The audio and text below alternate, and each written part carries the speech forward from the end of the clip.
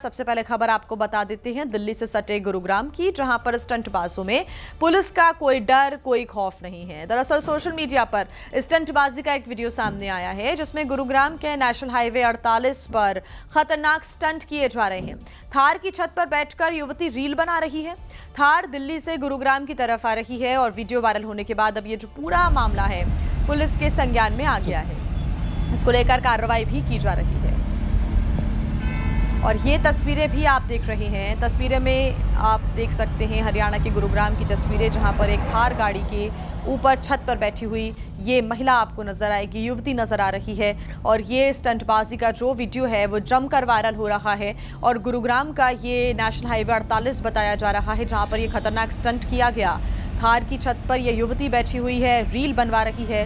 थार दिल्ली से गुरुग्राम की तरफ को जा रही है और वीडियो वायरल होने के बाद अब ये जो पूरा मामला है पुलिस के संज्ञान में है, जिसे लेकर कार्रवाई की जा रही है।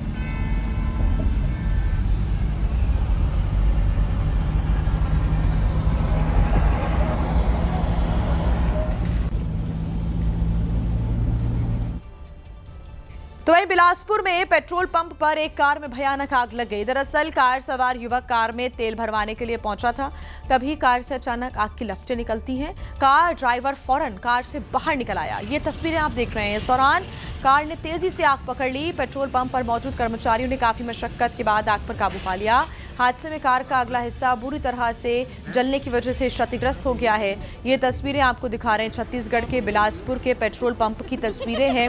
एक शख्स फ्यूल डलवाने के लिए पहुंचा था पेट्रोल पंप, लेकिन अचानक से लपटें कार से उठती हुई नजर आती है और पेट्रोल पंप पर मौजूद जो कर्मचारी हैं तुरंत ही वो फायर एक्सटिंग्विशर का इस्तेमाल कर कार पे जो आग लगी थी उस पर काबू पाने की कोशिश करते हैं।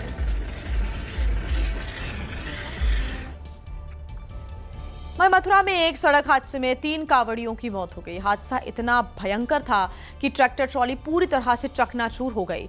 राजस्थान के भरतपुर के रहने वाले 4 कांवड़िए सोरों से जल लेकर जा रहे थे, तभी बरेली हाईवे पर तेज रफ्तार ट्रक ने ट्रैक्टर ट्रॉली में जोरदार टक्कर मार दी। इस सड़क हादसे में दुखद हादसे में 3 कांवड़ियों की मौके पर ही मौत हो गई है, जबकि एक बुरी तरह से घायल बताया जा रहा है। घायल कांवड़ियों को अस्पताल में भर्ती कराया गया है, लेकिन आप ट्रैक्टर ट्रॉली का हाल देखकर अंदाजा लगा सकते हैं कि कितनी भयंकर ये टक्कर रही होगी, कितना भयंकर ये हादसा हुआ। पूरी जो ट्रैक्टर ट्रॉली ये चकनाचूर हो गई। ये तस्वीरें आपके सामने। 3 लोगों की मौत, एक व्यक्ति घायल बताया जा रहा है।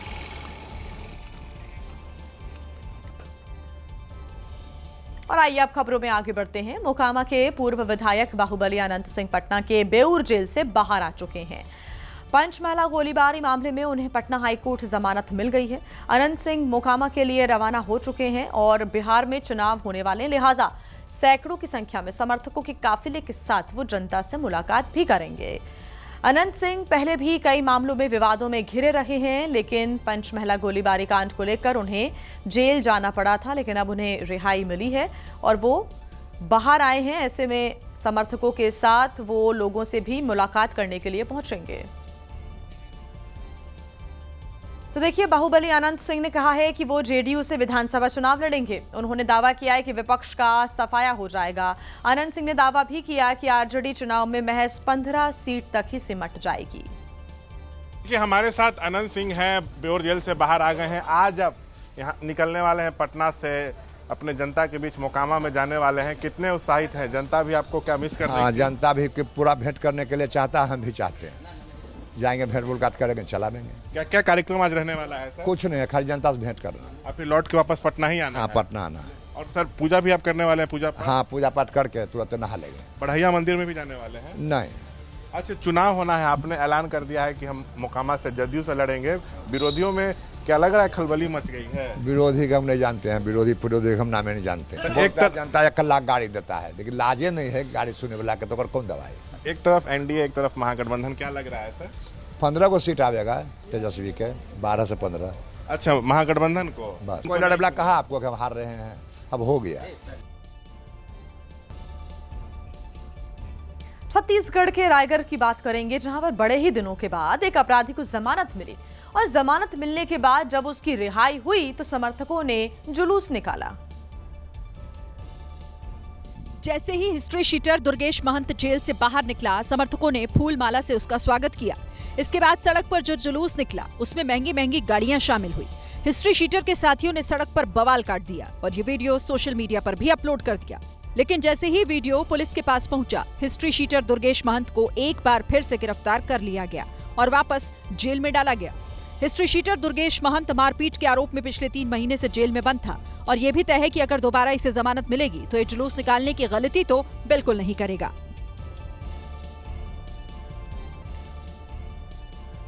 बात करते हैं राजस्थान की, जहां के अजमेर से एक अनोखा चोर सामने आया है। चोर ने पहले 2 घरों का ताला तोड़कर चोरी की और फिर चोरी की रकम को बच्चों में बांटने लगा। इसका सीसीटीवी फुटेज भी सामने आया, जिसमें देखा गया कि चोर जब रास्ते से लौट रहा था तो बीच में कुछ स्कूली बच्चे मिल गए और वो सभी को 500-500 रुपए के नोट बांटने लगा। दरअसल बाइक सवार बदमाशों ने नसीराबाद इलाके के 2 घरों का ताला तोड़कर उसे निशाना बनाया था। वहां से कैश के साथ साथ ज्वेलरी भी चोरी की और फिर बाइक से ही भाग निकले। चोर इतने भी अच्छे नहीं थे, इन्होंने सिर्फ कुछ बच्चों को ही पैसे बांटे और बाकी पैसे और गहने लेकर अपने साथ फरार हो गए। जांच में पता चला कि चोरों ने एक घर से 50,000 रुपए नगद और करीब 5.5 लाख रुपए की ज्वेलरी चुराई, जबकि दूसरे घर में कितने की चोरी हुई इसकी पड़ताल चल रही है। और विवादों में रहने वाले कथावाचक अनिरुद्ध आचार्य का एक बार फिर से बयान सामने आ गया है। लिव इन के नाम पर उन्होंने महिलाओं के लिए जो विवादित बयान दिया था वो उस पर अभी भी कायम है। मैं एबीपी न्यूज से वरुण भसीन और आज हम सीधा जो मुलाकात कर रहे हैं वो हैं अनिरुद्ध आचार्य जी। बहुत बहुत शुक्रिया हमसे बात करने का। बहुत कुछ चीजें हैं जिनको लेकर अब सोशल मीडिया में आप एक बार फिर से वायरल हुए और इस बार ये वायरल होना बहुत जगह ऐसा है कि सवाल खड़े हुए, बड़े सवाल खड़े हुए, खास तौर पे लिव इन रिलेशनशिप को लेकर। और उसमें सबसे बड़ा सवाल और सबसे बड़ी, अगर मैं आप ही की लाइन कोट करूं तो उसमें यह था कि 25 साल की लड़कियां अलग अलग जगह जाकर मुंह मारती हैं। तो इसको आप किस तरीके से आप समझाना चाहें एक बार, और क्या है, क्या कुछ कहना चाह रहे हैं? सबसे पहले तो राधे राधे आपको, आप आए और आपने अपना समय दिया। देखिए, जो बात कही गई है ना, दोनों के लिए कही गई है, लड़का लड़की के लिए। मीडिया में आधी अधूरी बात चलाई गई, जैसा कि मैं आपको सुनवाना भी चाहूँगा एक चीज़ छोटी सी। आधी अधूरी बात चलाई गई कि लड़कियों को ही बोला अनिरुद्धाचार्य जी ने। मैंने लड़कों को भी बोला था, लेकिन ये सुनिए, एक मिनट, 10 लड़कों के साथ एक मिनट। आज के लोग क्या कर रहे हैं? पहले 10 लड़कियों के साथ लिव इन में रह लिया, 10 लड़कों के साथ लिव इन में रह, जो 10 के संग रह चुकी या रह चुका वो एक मुंह मारना जाके उस लैंग्वेज को लेकर भी। ये लैंग्वेज ना गांव की भाषा है। गांव में नहीं बोलते सीधी भाषा, कहाँ मुंह मार के आए हो, ये गांव की भाषा, हम लोग गांव के हैं। तो जो गलत व्यभिचारी है, जो गलत है, उसे गांव में यही बोलते हैं, मुंह मारना। इसको गांव की भाषा में लीजिए। सब भाषाएं ना अपने देश में, विविधता है, अनेक भाषाओं का सुख है भारत में, तो ये उसका है। अब देखो, मैंने इसमें क्लियर बोला लड़की लड़के के लिए, लेकिन मीडिया ने चलाया केवल लड़की का, ताकि अनिरुद्धाचार्य को ये साबित कर सके थी कि लड़कियों को लेकर। तो आप अभी फिलहाल आप क्या चाहते हैं? रिलेशनशिप, लिव इन रिलेशनशिप की अगर बात करें, लिव इन में रहने की हम बात करें, उसको लेकर आपके आज क्या विचार हैं? एक बार फिर से मैं आप लिव इन में रहते हैं आप, फिर लेकिन अगर सिर्फ देखिए, स्त्री और पुरुष का एक रिलेशन सिर्फ कामुकता के जरिए तो नहीं देखा जा सकता है ना। कामुकता के अलावा क्या उनके बीच में क्या दोस्त नहीं हो सकते हैं? क्या जानकार नहीं हो सकते? आप अपनी बहन को बोलिए कि वो लिव इन में रहे।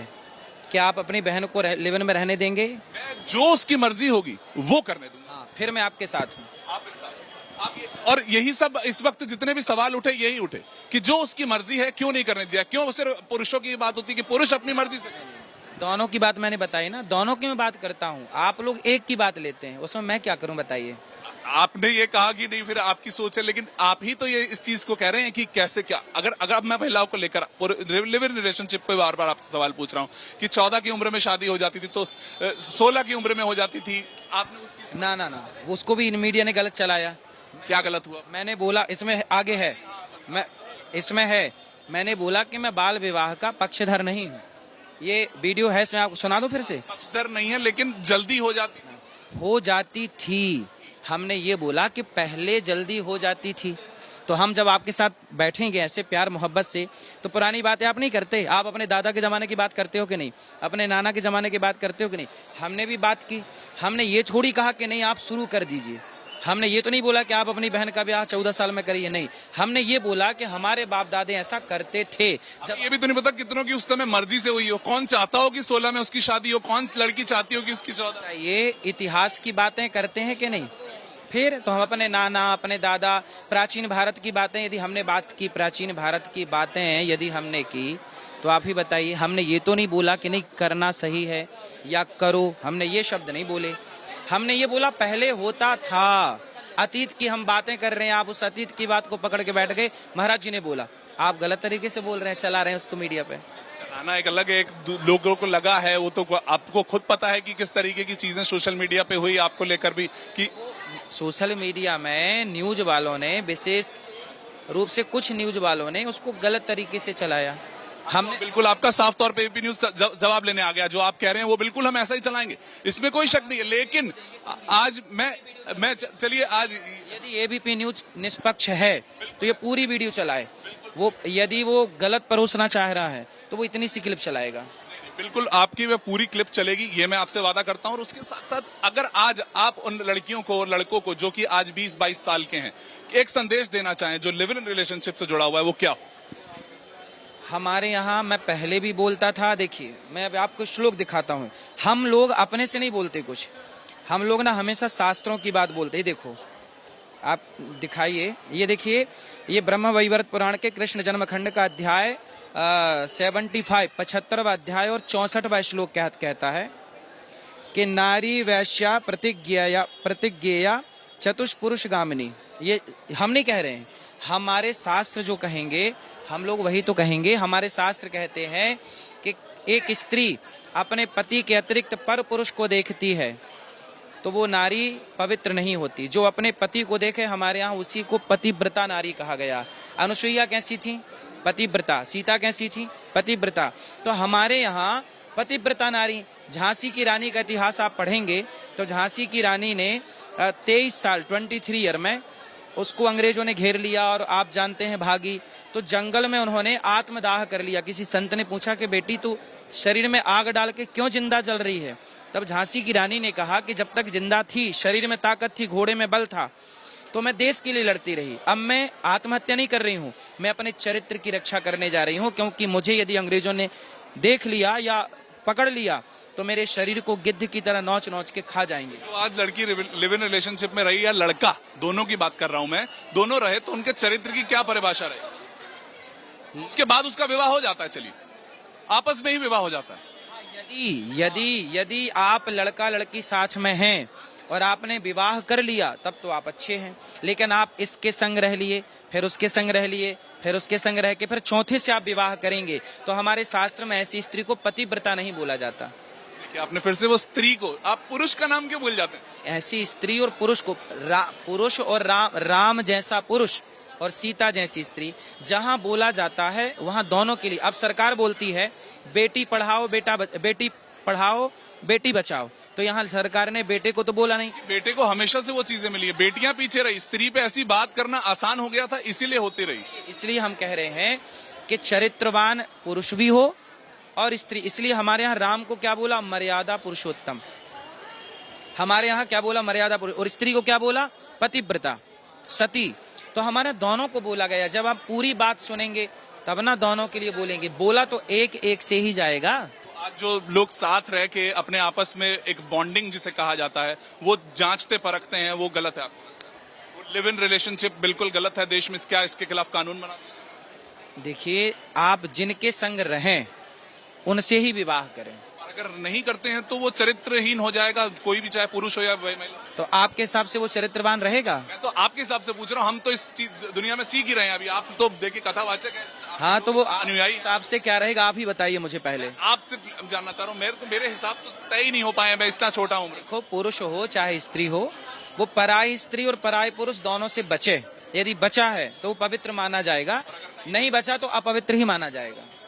समाज में उनका कोई फिर मतलब क्या करे?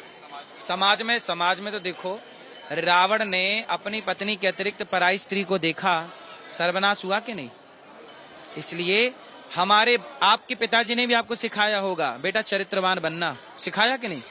फिर वही तो हम भी कह रहे हैं, आपके भाई की तरह, आपके जो आप मुझे किसी को भी जज कर लेना, चाहे वो महिला हो या पुरुष हो, महिला कैसे रहती है, पुरुष कैसे रहता है, दोनों आपस में कैसे रहते हैं, ये एक तीसरे व्यक्ति का कहने का क्या मतलब आ जाता है? तीसरे से तो हम कह ही नहीं रहे, हम तो अपनी जनता जनार्दन से कह रहे हैं कि इतने लोग सुनते हैं, वो एक तरीके से सबके दिलों तक पहुंचते हैं। तो सबके दिलों तक अच्छा तो पहुंच रहा है कि भाई चरित्रवान बनो, राम चरित्र सुनबे को रसिया, राम लखन सीता मन बसिया। यदि हम चरित्रवान कह रहे, आप अपनी बहन को तो यही समझाओगे ना कि बहन, उसका मन है वो करे, बहन चरित्रवान रहना। मैं उसकी सुरक्षा करूं। रक्षाबंधन आ रहा है, महिला बहनें सबसे ज्यादा सुन रही होंगी आपको इस वक्त, ये जब हम चला रहे होंगे, तो बहनें भी तो कितनी बहुत ज्यादा हद तक कितनी दुखी हैं कि वो कह रही है कि हम जो करना चाहती हैं हम नहीं कर पा रहे। कोई भी बहन दुखी नहीं है, जिससे मिलना चाहें करने जाएं। बहनें हैं, कोई भी बहन दुखी नहीं है, सारी बहन खुश है। हर जवाब भी मैं साथ साथ में आज लूंगा। आप जब हर बहन चरित्रवान बन के खुश रहेगी, चरित्रवान बन के तो और खुश रहेगी ना। जो लिव इन में रहा और अगर उसने उस व्यक्ति से शादी नहीं की तो आपके लिए वो अपवित्र है और चरित्रहीन। अपवित्र तो है। चरित्रहीन की क्या परिभाषा आई? जो अपनी पत्नी और अपने पति के अतिरिक्त यहाँ वहाँ दृष्टि डाले, चाहे वो स्त्री हो या पुरुष, वो चरित्रहीन ही, समाज उसे चरित्रहीन ही कहती है। लेकिन विवाह से पहले अगर वो ये जानना चाहे, रावण ने तो विवाह के बाद ना सीता मैया को देखा। विवाह से पहले तो विवाह के पहले हो या बाद में, लड़का हो या लड़की, यदि पराई स्त्री पराई पुरुष पे दृष्टि गई, पर नारी पैनी छुरी तीन तरफ से खाए, धन हरे यौवन हरे और घोर नरक ले जाए। पढ़ाई का तो पता ही नहीं चला ना। अगर 21 साल की उम्र में एक लड़का और लड़की मिलते हैं, 24 में शादी करते हैं, तो क्या 3 साल वो चरित्रहीन थे? क्या 3 साल वो पवित्र थे? फिर उनकी आपस में शादी हो गई तो वो बिल्कुल सही हो गया। चरित्रहीन की परिभाषा आप लोग सब जान रहे हैं, अंदर से बताना नहीं चाह रहे हैं। सबकी अपनी होती है, हर चीज परिभाषाएं अपने आप बना ली, नहीं हर दौर में बनाई जाती हैं। धर्म की परिभाषा सदा से एक रही है, उसे आप बना नहीं सकते। पूरब पूरब में ही रहा, ऐसा नहीं कि आप इसे पूरब मान लीजिए, इसे पूरब मान लीजिए। पूरब तो सदा से पूर्व में ही है, दक्षिण सदा से दक्षिण में है, धर्म सदा से धर्म है। उसे आप अपने हिसाब से नहीं परोस सकते ना बना सकते कि नहीं जी अब समय बदल गया तो धर्म कैसे बदल जाएगा। सत्य तो सब युग में एक सा रहा, धर्म ना दूसरा सत्य समाना, तो धर्म की परिभाषा कैसे बदल जाएंगी। कुछ चीजें समय काल परिस्थिति के अनुसार बदलती हैं, पर धर्म नहीं बदलता। मतलब कि अपवित्र तो हैं वो, जो भी जितने भी रह रहे हैं अभी देश में। अगर मैं इस कैमरे पे घोषित कर दूं कि जी महाराज जी ने बता दिया है कि अपवित्र है वो जो लिव इन रिलेशनशिप में रहते हैं या फिर जो अपनी मर्जी से साथ में रहते हैं। जो पराई स्त्री और पराये पुरुष को दृष्टि डाले, जो पुरुष या जो स्त्री पर नारी पर पुरुष में दृष्टि रखे, वो शुद्ध कैसे सभ्य समाज से कैसे स्वीकार करेगी? ये प्रश्न आप समाज पे नहीं छोड़ दिया जाए। तो समाज, हम समाज में ही तो बैठते हैं, हम समाज में बैठ के ही तो बातें करते हैं कि भाई आप अपनी बहन बेटियों को और अपने बेटों को चरित्रवान ही बनाना, और चरित्रवान बनेंगे तो चरित्रवानों से जो संतान होगी वही ना देश का भला करेगी। चरित्रहीनों की संतानें कैसे राष्ट्र का कल्याण कर सकती हैं? चरित्रहीन की परिभाषा लेकिन आपने अभी भी नहीं बताई। बता तो दी, जो अपनी पत्नी के अतिरिक्त, पति के अतिरिक्त पराई पुरुष या पराई स्त्री में जो दृष्टि रखे वो चरित्रहीन है। हमेशा पत्नी में रहो, अपने पति में रहो, बस। हमेशा ऐसा हमने देखा है कि जिस तरीके से महिलाओं पर आकर, पुरुषों पर आकर ही क्यों ऐसी चीजें क्या समय के साथ बदलता नहीं है व्यक्ति? समय के साथ इतनी चीजें बदली हैं। अब एक महिला चाहती है कि वो खूब पढ़े लिखे, जो पहले पढ़ने नहीं लिखा जाता, खूब पढ़े लिखे आगे काम करे। आप तो 16 में शादी करवा। न्यूज वाले हो कि आप गलत बोल रहे हैं। आप बोल रहे हैं पहले पढ़ने नहीं दिया जाता था।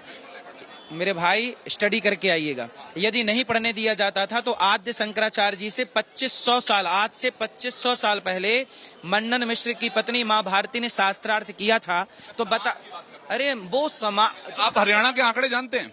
हरियाणा में क्या होता था? सती प्रथा आपको पता? माइक दीजिए। आपने कितने आसानी से बोल दिया पहले नारियों को पढ़ने नहीं दिया जाता था। पढ़ने नहीं दिया जाता होता तो भारती जी शंकराचार्य जी से शास्त्रार्थ कैसे करती? शास्त्रार्थ किया, इसका मतलब है कि नारियां उस जमाने में पढ़ी लिखी थीं, लेकिन आपके दिमाग में ये ठूंसा गया कि नारियों को ऐसा बोलो कि पहले पढ़ी लिखी नहीं थी। आपने बोला सती प्रथा। सती प्रथा यदि थी तो जब जब दशरथ जी की मृत्यु हुई तो कौशल्या जी सती क्यों नहीं हुई? सती प्रथा थी तो कौशल्या जी को होना चाहिए था। पांडु मरे तो माता कुंती को होना चाहिए था। इसका मतलब सती प्रथा नहीं थी। शास्त्रों पर आप लोग उंगलियां खड़ी करते हैं और अपने भारत को बिना जाने बिना समझे इतिहास को आप लोग बस मीडिया में बैठ के और सनातन धर्म को केवल टारगेट करते हैं। को टारगेट करते हैं, ऐसा आपको लग रहा है। लेकिन चलिए मैं ये बता रहा हूँ, युग बदलते हैं, समय बदल रहा है, पिछली पीढ़ियां, जनरेशन 1900 2000 में हम आ चुके हैं, तो आपको लगता है बदलाव के साथ कहाँ जा रहे हैं हम? चल मैं आपसे ये पूछूं, बदलाव की तरफ हम कहाँ जा रहे हैं, कि जिस तरफ बढ़ रहे हैं? आपने आरोप लगा दिया कि भारत में सती प्रथा थी। मैंने सती प्रथा नहीं थी, ये आरोप नहीं है। सती प्रथा थी तो कौशल्या जी क्यों नहीं सती हुई? सब आप जवाब दीजिए। ये तो अब भगवान श्री राम ही जाने, उनका परिवार जाने। इसका मतलब ये कि सती प्रथा नहीं थी, बीच में कुछ लोगों के द्वारा मनमाने तरीके से सती प्रथा थोपी गई, तो वो उन लोगों की गलतियां थी, ना कि हमारे सनातन धर्म की। आज चलिए एक आखिरी सवाल है मेरा को पता है आपके बहुत सारे आपके साथ अनुयायी आपके हैं, क्या वो अभी हम एक बड़े बदलाव की तरफ जा रहे हैं, जो आप शायद कोर, अगर मैं समस्या समझने की कोशिश करूं, चलो विचारधाराएं अलग हो सकती हैं, लेकिन जिसकी तरफ आप अंदेशा दे रहे हैं कि जो 22 साल के युवक हैं, 24 साल के युवतियां हैं, या जो भी है, अगर दोनों जेंडर को मैं एक ही उस पर रखूं, तो कहां जा रहे हैं? क्या जो बदलाव हो रहा है वो गलत हो रहा है? देश जिस सोच के साथ आगे बढ़ रहा है गलत बढ़ रहा है? देश को आगे बढ़ना चाहिए, महिलाओं को अंतरिक्ष में भी जाना चाहिए, आकाश में भी उड़ना चाहिए, पढ़ना भी चाहिए, काम भी करना चाहिए, परंतु चरित्रवान रह करके, चरित्रहीन हो करके आप कौन सी उड़ान उड़ना चाहेंगे? भाई आप उड़िए, लड़की काम करे, लड़का काम करे, मिल बांट के काम करो, देश के लिए सबको लड़ना और मरना है, परंतु चरित्रवान रहो ना। हम तो यही कहते हैं कि सब करो, पर चरित्रवान, आपकी चरित्र पर कोई उंगली ना उठा सके, आप इतने पवित्र हो कि आपकी दृष्टि पड़ती सामने वाला भस्म हो जाए, इस तरह का पावर चाहिए। चरित्रवान कर सकता है ना ये सब चीजें। चरित्र की इस वक्त जो परिभाषाएं हैं वो तय हैं पहले से, तो आपने तय कर ली, सब अपनी अपनी तय सब अपने अपनी नहीं, धर्म जो तय करेगा। बहुत बहुत शुक्रिया आपका, धन्यवाद। तो देखिए वही इस वक्त जो सबसे जरूरी जो चीज है वो यही थी कि किस तरह से जो बहुत से ऐसे बयान आए आचार्य जी के सामने, लेकिन अब उनका ये कहना है कि जगह सबकी अपनी परिभाषाएं हैं, उनकी जो परिभाषा थी उसको उन्होंने समझाया, लेकिन इस वीडियो को देखकर आप ये समझ पाएंगे, आप अपने आप ये समझ सकते हैं कि वो परिभाषा कहाँ रही, किस तरफ रही। बड़ी खबर मिल रही है जम्मू कश्मीर से, जहां के उधमपुर में सड़क हादसा हुआ है। सीआरपीएफ की गाड़ी खाई में जा गिरी। बसंतगढ़ इलाके में ये दर्दनाक सड़क हादसा हुआ है और अब तक 2 की मौत की पुष्टि हो चुकी है। ये बड़ी खबर मिल रही है। बसंतगढ़ इलाके में ये दर्दनाक सड़क हादसा हुआ। जम्मू कश्मीर के उधमपुर में सड़क हादसे की जानकारी मिल रही है और ये जो गाड़ी है वो सीआरपीएफ की बताई जा रही है, जो खाई में जा गिरी। बसंतगढ़ इलाके में हादसा हुआ जिसमें 2 लोगों की मौत की पुष्टि हुई है। तो बड़ी खबर इस वक्त आपको बता रहे हैं, हादसे में 2 सीआरपीएफ जवानों की मौत, 12 लोग घायल बताए जा रहे हैं। जो 12 सीआरपीएफ के जवान हैं वो घायल हो गए हैं इस दर्दनाक हादसे में। उधमपुर में सीआरपीएफ की गाड़ी खाई में जा गिरी और इस दर्दनाक हादसे में 2 सीआरपीएफ जवानों की मौत, 12 घायल बताए जा रहे हैं। बसंतगढ़ इलाके में दरअसल ये हादसा हुआ है। जम्मू कश्मीर के उधमपुर में दुर्घटनाग्रस्त हो गई है सीआरपीएफ की गाड़ी, जो खाई में जा गिरी और 2 लोगों की मौत, 12 घायल बताए जा रहे हैं। हालांकि किन स्थितियों में यह हादसा हुआ, ये बड़ा सवाल है। हालांकि जम्मू कश्मीर और जो दूसरे पहाड़ी इलाके हैं यहाँ पर लगातार ही स्थिति इस वक्त चुनौतीपूर्ण बनी हुई है बारिश की वजह से। बसंतगढ़ इलाके में दरअसल ये हादसा हुआ है। उधमपुर में सड़क हादसे में सीआरपीएफ की गाड़ी खाई में जा गिरी। बसंतगढ़ इलाके का ये पूरा मामला बताया जा रहा है, जहां पर 2 सीआरपीएफ के जवानों की मौत की जानकारी, तो वहीं 12 जवान घायल बताए जा रहे हैं और अब तक 2 की मौत की भी पुष्टि हो गई है। बड़ी खबर इस वक्त हम आपको बता रहे हैं, जम्मू कश्मीर के उधमपुर में सड़क हादसा हुआ है और ये तस्वीरें आप देख रही हैं एबीपी न्यूज़ पर, एक्सक्लूसिव तस्वीरें। सीआरपीएफ की ये जो गाड़ी है वो आपको नजर आ रही है। खाई में ये गाड़ी जा गिरी। बसंतगढ़ इलाका है जहां पर यह हादसा हुआ। 2 लोगों की मौत और 12 घायल बताए जा रहे हैं।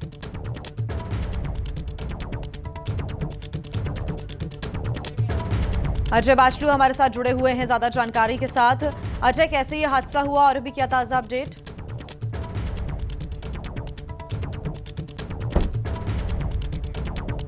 एक बार फिर अपने संवाददाता से जुड़ने की कोशिश हम करेंगे। फिलहाल ये तस्वीरें आप देख रहे हैं। जैसे ही सूचना मिली, आसपास के लोग भी मौके पर पहुंचे और सभी को इस वाहन से बाहर निकालने का प्रयास भी करते हुए नजर आए और अंदाजा आप लगा सकते हैं, गहरी खाई में ये जो गाड़ी है, जो वाहन है सीआरपीएफ का, वो जा गिरा। स्थानीय लोग भी तुरंत ही मौके पर पहुंचे और सभी को अस्पताल पहुंचाने का कार्य भी किया गया। बसंतगढ़ इलाका है जहां पर यह हादसा हुआ है लोगों की सहायता से सभी को बाहर निकालने का प्रयास किया गया, लेकिन इस दर्दनाक सड़क हादसे में 2 जवानों की मौत की पुष्टि हो रही है। 2 सीआरपीएफ के जवानों की मौत हो गई तो वहीं 12 लोग घायल बताए जा रहे हैं। अजय बाचलू हमारे साथ जुड़े हुए हैं। अजय, कैसे ये हादसा हुआ, क्या जानकारी?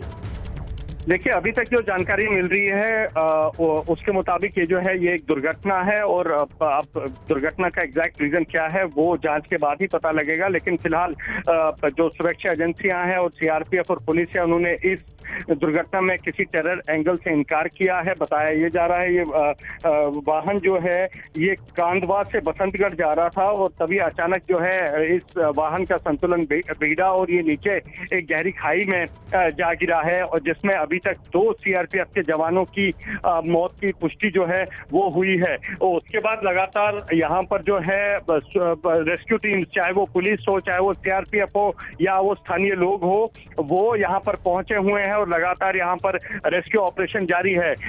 इलाके के विधायक हैं सुनील भारद्वाज, उन्होंने एबीपी न्यूज को ये जानकारी दी है कि करीब 15 से 16 लोगों को यहाँ से इवैक्यूएट कर जो बसंतगढ़ का हॉस्पिटल है, सब डिस्ट्रिक्ट हॉस्पिटल है, वहां ले जाया गया है। और इनमें से जो है 2 जवानों की मौत की पुष्टि उन्होंने भी की है, और अब इन सभी घायलों को बसंतगढ़ हॉस्पिटल ले जाया जाएगा, और जहां इनको प्राथमिक उपचार के बाद आगे अगर किसी को कहीं शिफ्ट कराने की जरूरत हो तो वो की जाएगी। जी ठीक, बहुत शुक्रिया अजय बाचलू आपका तमाम जानकारी के लिए। आगे आपसे अपडेट्स हम लेते रहेंगे। तो अब तक 2 जवानों की मौत की पुष्टि हो चुकी है और बसंतगढ़ में जो अस्पताल है वहीं पर सभी घायलों का इलाज कराया जा रहा है। हालांकि अभी तक मिली जानकारी के अनुसार किसी भी प्रकार के टेरर एंगल को लेकर जानकारी नहीं मिल रही है, उस बात से इनकार किया जा रहा है। ये कैसे हादसा हुआ, किन परिस्थितियों में ये हादसा हुआ कि अचानक से सीआरपीएफ का जो वाहन है वो नीचे खाई में जा गिरी, इसको लेकर जांच लगातार की जा रही है। विधायक सुनील भारद्वाज हमारे साथ जुड़े हुए हैं। सुनील भारद्वाज जी, दर्दनाक ये हादसा हुआ है, 2 जवानों की मौत की जानकारी मिल रही है, आपके पास क्या जानकारी है सुनील जी? बहुत दुखद हादसा है, और ये हमारे रामनगर क्षेत्र का बसंतगढ़ एरिया है, उससे भी पीछे एक एरिया पड़ता है कदुआ, तो वहाँ पे ये हादसा हुआ है। वहाँ एक PMGSY का रोड अभी इनकम्प्लीट था और वहाँ से ये गाड़ी स्लिप करके एक खाई में गिरी है। तो लगभग 16 लोग इसमें थे, जिसमें से 2 लोगों की मृत्यु अभी तक रिपोर्ट हुई है। बहुत ही दुखद है, बहुत दर्दनाक है, और मेरी एडमिनिस्ट्रेशन से भी बात हुई है। We are rendering all sort of help कि जो लोग बचे हैं उनकी जल्दी से जल्दी ट्रीटमेंट हो सके।